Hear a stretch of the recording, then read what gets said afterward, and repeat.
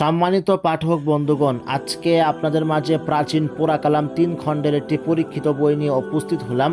আমাদের কাছ থেকে যারা বইটি সংগ্রহ করবেন অবশ্যই কিতাবের সাথে একটি অনুমতিপত্র দেওয়া হবে। এই কিতাবের মধ্যে আপনারা কি কি কাজ পাবেন আমি সরাসরি দেখাচ্ছি। এখানে দেখতে পাচ্ছেন সূচিপত্র, আমি ভিতরে নিয়ে যাচ্ছি। এখানে দেখতে পাচ্ছেন গুপ্ত আমল, এরপরে হচ্ছে কিতাবটি কিভাবে ব্যবহার করবেন সম্পূর্ণ নিয়ম কানুন দেওয়া আছে।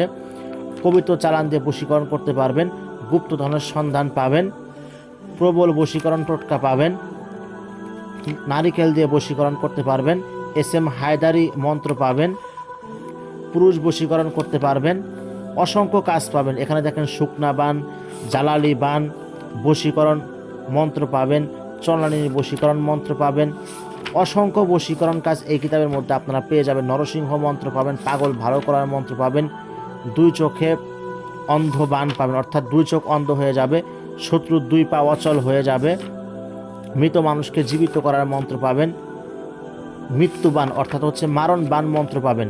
অসংখ্য কাজ এই কিতাবের মধ্যে আপনারা পাবেন। প্রত্যেকটা নকশা হচ্ছে জাগ্রত করা। যারা এই বইটি সংগ্রহ করতে চাচ্ছেন স্ক্রিনে দেওয়া নাম্বারে হোয়াটসঅ্যাপে যোগাযোগ করবেন।